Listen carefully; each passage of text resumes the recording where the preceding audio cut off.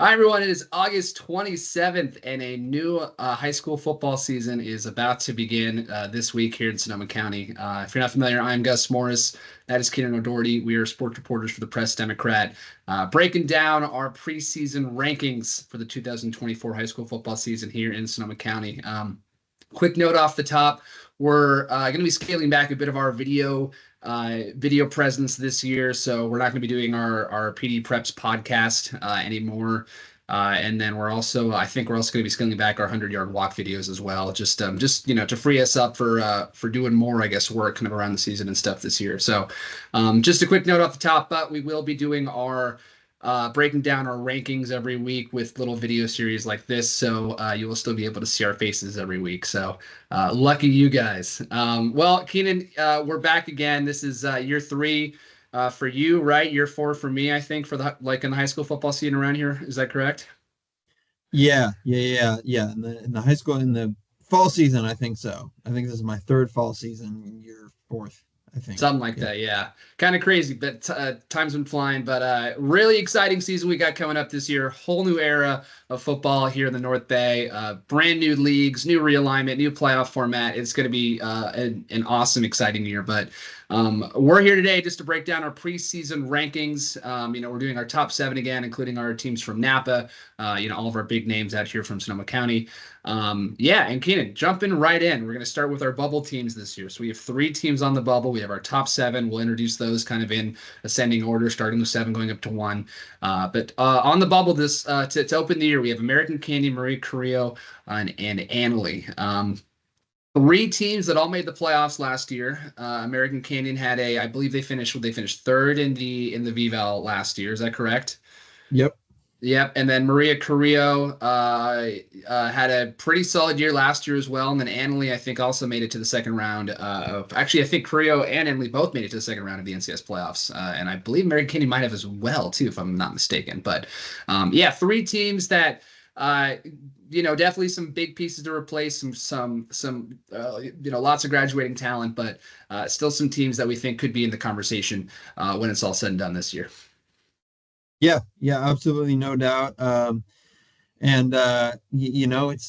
the unpredictability of high school football is alive and well already, and the season hasn't even started because you never really know what's going to happen, which is honestly one of our favorite parts about this whole thing, Gus, which is why we like doing these rankings, because our rankings can get shaken up at any moment in time. But yeah, those are the first thing on our bubble. 3 pretty good quality programs. American Canyon's bringing back one of the most dynamic quarterbacks in the area in Mason Harris, bringing back a bunch of their weapons, a bunch of the defensive weapons as well. So second-year head coach Trevor Hudson is got a lot to be happy about over there in American Canyon for sure.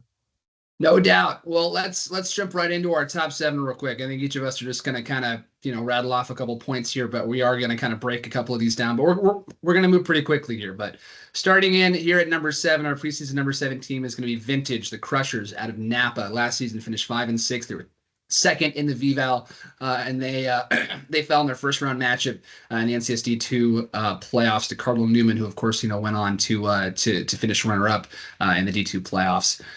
Crushers are opening their season this Friday against Las Lomas of Walnut Creek. I believe they were an NCSD 2 semifinalists last year as well. So tough start for the Crushers this year, but definitely some big pieces to replace for Vintage. 4 of their 5 first-team guys graduated. I believe several more of their second team and honorable mention guys graduated. But I will say Crushers or Vintage has kind of been one of it has been the premier program over in Napa for the last 10 years.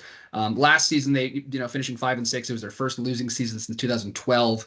This is a program that is always consistent. Yes, they do have a lot of big names to replace, but again, this program just kind of consistently produces good talent. Granted, again, they have to replace 36 of their 40 rushing touchdowns last year, which is a pretty staggering number. But quarterback Blake Porter is back for his junior season, and he'll have lots of protection up front from some big names like Colby Jensen, Drake Sampton, guys who stand 6'6" plus, 280 plus. I mean, both guys who I think are on track to play in college at the next level. And then again, they always have a handful of handful of rushers and running backs who will come in and definitely just kind of wear you down, do some ground and pound damage. So I think Vintage, again, lots to replace, but should be in the mix this year. I think in that Adobe division in the Redwood Empire Conference. Yeah, yeah. And before I get going, I do want to clarify something because it was my fault because I put it in the doc, but they actually lost to Windsor first round, not Cardinal Newman. Oh, Cardinal excuse Newman me. Sorry about that. Cardinal Oh, Newman that's beat right, because American. Newman was D3. My Yeah, bad. So yeah, yeah. yeah. Newman beat American Kenya. But yeah, like you said, man, I mean, Vintage is has been one of the most physical teams around for however long, and they always bring a bunch of guys. They always have a really large team in terms of numbers. Gus, I know you preview them this year, so I'm not sure what their numbers are looking at like off the top, but you know, I mean, Vintage is one of the teams. I never count head coach Dylan Leach out. He's done a tremendous job year in year out with those guys, and I know last year was kind of a letdown for them in terms of traditionally what Vintage has done, but they're ultra physical. They run the ball really well, and they can open it up on the outside when need be. So, it's going to be a test for them up in the Adobe League, no doubt about it. But you know what? If anyone can kind of create some upsets there, it's going to be the Crushers. No doubt, no doubt. Moving on to number 6 is we have the Yukay Wildcats up from Mendocino. These are the reigning champs, or I guess the last ever champs from the NBL Redwood division. Finished 7-4 last year. We're bounced in the first round of the playoffs. I believe it was them who actually beat Las Lomas. I think it was lost to Las Lomas, but pushed them in the first round of the NCS Division 3 playoff last year. Yep. But Yukay, second year under head coach Paul Cronin. Paul Cronin is at 229 career wins. He's 3 away from tying Jason Frenchie of Montgomery.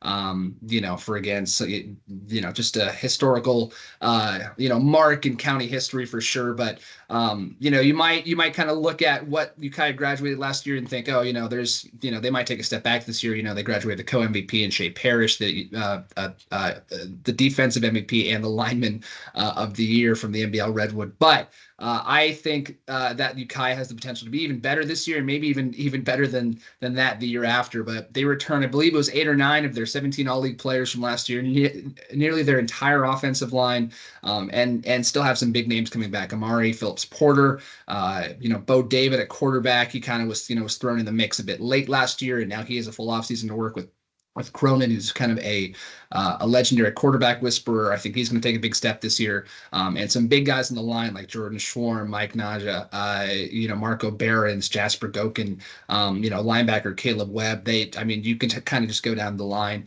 and just, tons of all league guys who are back and talented guys. So I think a full offseason of work, with Cronin, I think Yukay will definitely take a big step forward this year. And I would not be surprised if it was them and St. Vincent once again in that Adobe, I think it's the Bay Division, the Bay Division in the Redwood Empire Conference. That should be another exciting race this year. And Yukay has a brutal non-league schedule too.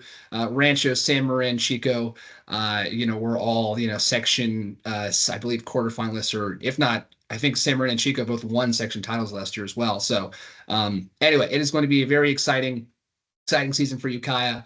I'm excited to see how it plays out. But they're a preseason number 16 this year. Yeah, no, I totally agree with every point you said. I think down in that Bay division, it most likely will be between St. Vincent and Yukay, kind of like how the Redwood was, the NBL Redwood was last year. You hit every nail on the head there. I think Cronin is pretty happy up there, kind of staying out of the limelight up there in Yukay, where he can kind of do his own thing and is slowly but surely kind of building his team and building a team that can really contend there. So I think the return of Amari Phillips Porter, he's almost like the Deebo Samuel, if you will.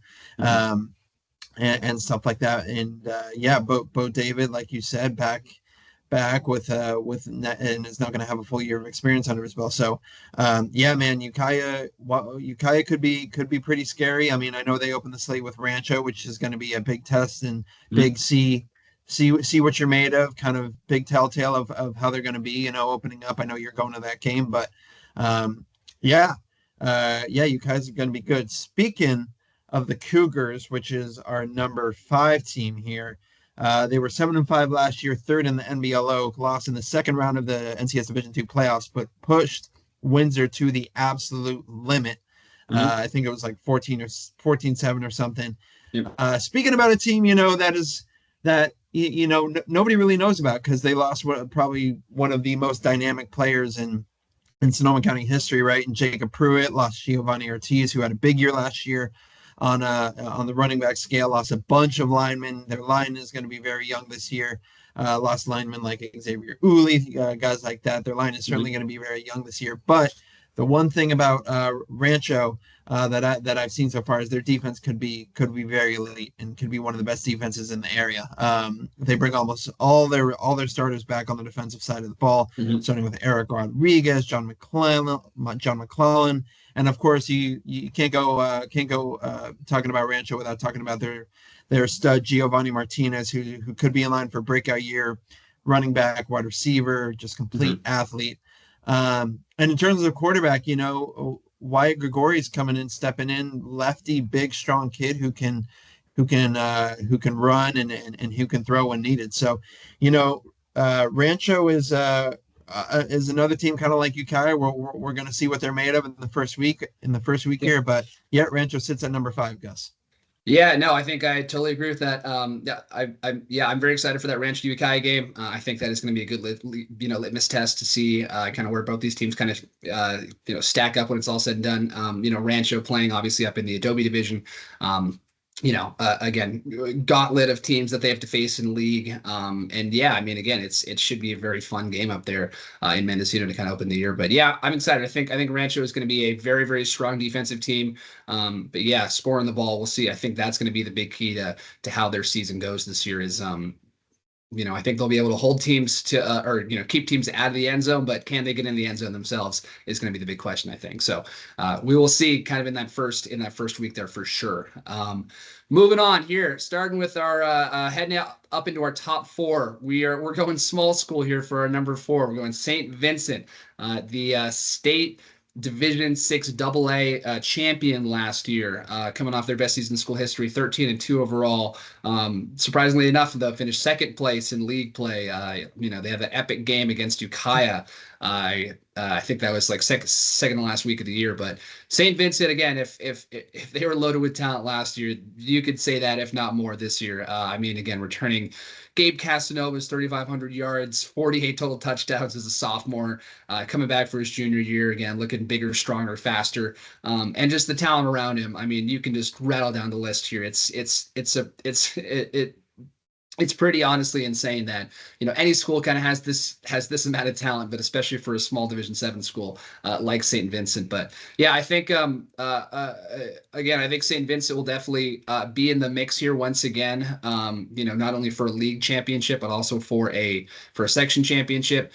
Smaller teams are definitely going to have a harder path to win a section championship this year with the new playoff format that the NCS is going to be implementing. There's a chance that they could be playing some larger school teams. Now, again, we have seen them be able to handle business against those larger school teams. Beating Palo Alto, obviously, last year in the NorCal regional game.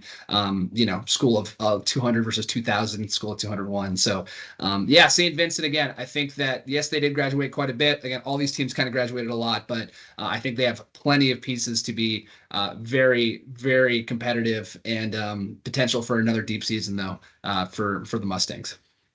Yeah, absolutely. And just to clarify on some of those pieces, right? Ty Nickens coming back. He was banged up toward the latter half of the year, but he's probably could be one of the best receivers in the area when it's all said and done. The line, you got Rice commit Robert Brooks, you got CJ Perez, and you also got a Lance Wegman, who's a transfer from Nevada, 6'5", near 300 pounds, and he's only a junior too, which is wild. So if St. Vincent did anything, they kind of reloaded, if you will, considering they lost Noah Elbalisi, Jack Oliphant, all these guys, Jack Davis, right? Mhm. So yeah, St. Vincent could be in line for another big year for sure. Yep, heading up to number 3. We're sticking in Petaluma. Casa Grande Gauchos are coming in our third spot. 9-2 last year. They first place in the VVAL. Disappointing again, first round loss in the NCSD 3 playoffs. I believe that was to TAM, if I'm not Mm-hmm. mistaken.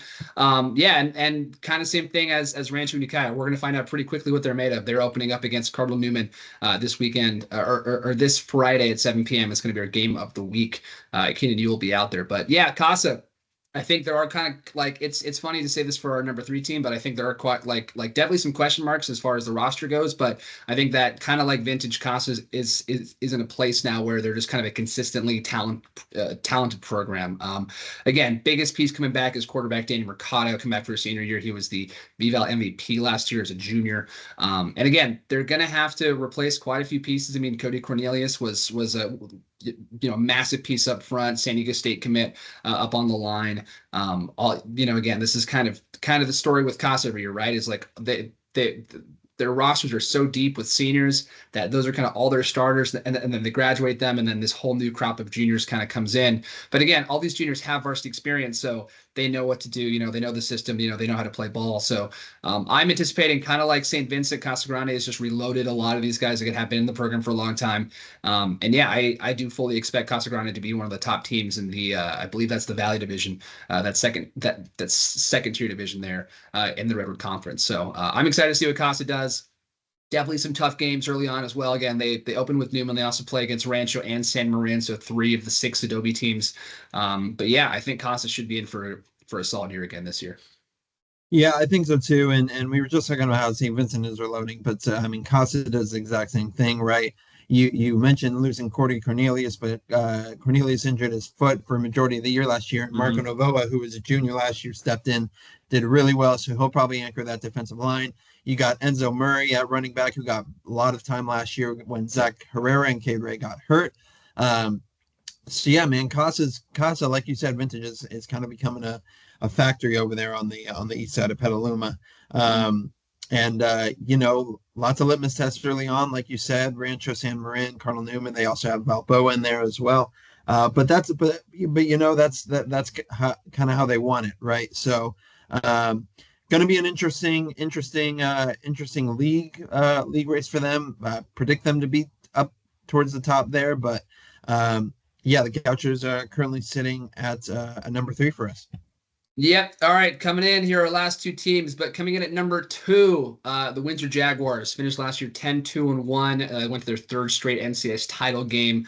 Second time they finished as runners up to El Cerrito. Again, heartbreaking game in that one, but back-to-back winners of the MBL Oak. Beating Newman in that really exciting game at Newman last year. But yeah, definitely. I mean, talking about graduating pieces, but I mean, Windsor was such a stacked senior heavy roster last year. I mean, so many of their skill guys. Quarterback Judson Anderson. I mean, 14 of their 18 all league guys graduated last year. Crazy, but they're coming in here at number 2. Again, big reason for that. Very consistent program over the last couple of years. They've built a system. They have guys coming in. They have very good coaches, and they have the best player, arguably in the North Bay, in Hayden Anderson. UNLV commit. I mean, offensive MVP, or sorry, he was Player of the Year 2 years ago in the NBL Oak. He was the co-offensive Player of the Year last year. I mean, this guy is give him the ball and get out of the way. I mean, he is a dynamic athlete on both sides of the ball, and it's going to be exciting to see what his high school finale is going to bring this year. So, not the only piece they have coming back. Wyatt Morris, he was a strong running back who was hurt most of last year. He's back. He's going to be getting a lot. Getting a lot of turns there in the backfield, and then I'm excited to start to see what sophomore quarterback Carter Vost does too, stepping in as the starter, for his first year. But I do think that the line and the defense will be strengths for this team this year. But yeah, I mean they're definitely pretty young otherwise. But I think if there is any team that can kind of overcome that, or turn that into a strength, it will be Windsor. And again, I would expect to see them too competing. I think for one of those, I don't know, top 3, if not top 2 spots. They could be one of the surprise teams, I'd say, in the Adobe division this year. Yeah, kind of a new look Windsor team this year, right? Like you said, last year, they graduated a lot of players, but a lot of those were players are so good skillfully. Like there were a lot of skill players. This year, Mhm.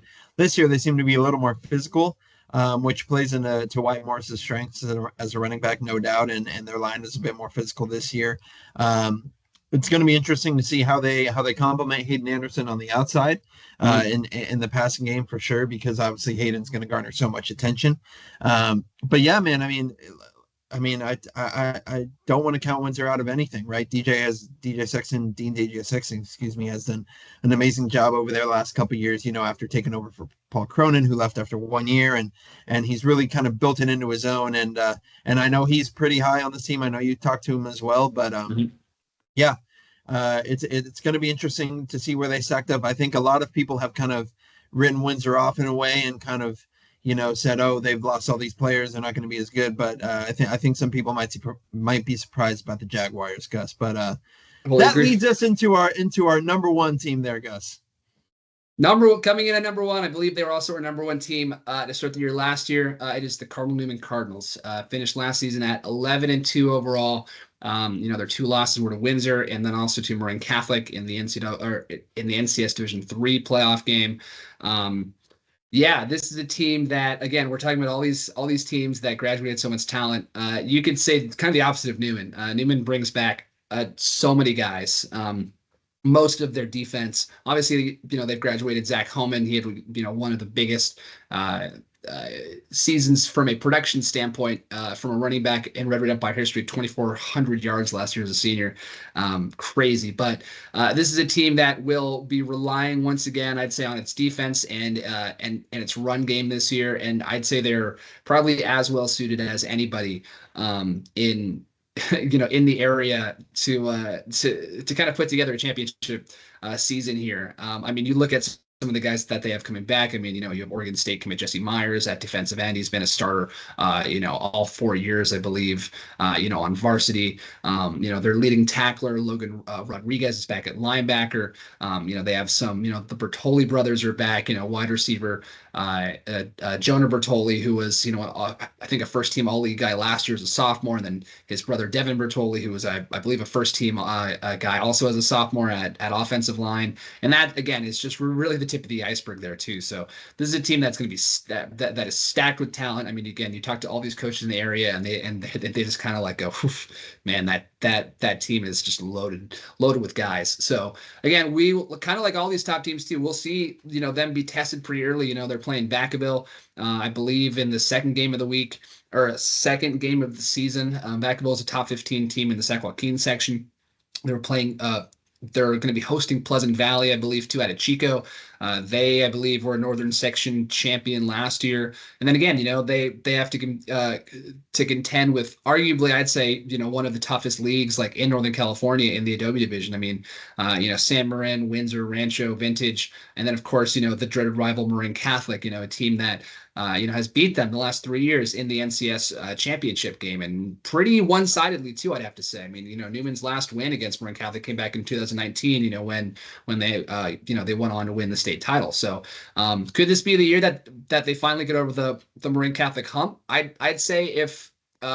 This year, I'd say they have as good a chance as any to do so. So, excited to see what the Cardinals can do this year, and I think that they have all the pieces for a very long and successful season. Yeah, so do I.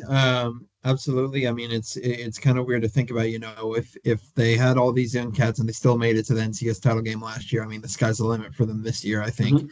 Mhm. It is funny. I do want to point out, because you made so many good points, just schedule wise, we've had absolute amazing games. Windsor Newman last game of the season for the past couple of years, and now they play first game in league play this year, Yeah. which is pretty bizarre, but pretty interesting. But yeah, Newman has all the pieces to go far, like you said, and I think if they all play their cards right, stay healthy, knock on wood, then yeah, they can make a deep run for sure, and maybe possibly get over that Marin Catholic hump. It's going to be that Marin Catholic Newman game, whenever that is certainly going to be very highly anticipated for sure. No doubt. Well, I think that's all the time we have today. But yeah, thanks everyone for tuning in and yeah, that listening to our breakdown of our top 7 teams. So just to go through it one more time, starting in at number 1, Cardinal Newman. Number 2 is Windsor. Number 3 is Casa Grande. 4 is St. Vincent. 5 is Rancho Cotati. 6 is Yukay, and 7 is Vintage with American Canyon, Maria Carrillo, and Anley on the bubble. So, like Kienan said, I think at the top, this will be changing week in, week out, without a doubt. So, it should be a very fun season. Definitely excited to bring all the coverage to all of our loyal readers and listeners. So, I'm excited for one more season of high school football here in Sonoma County. Yep, here we go.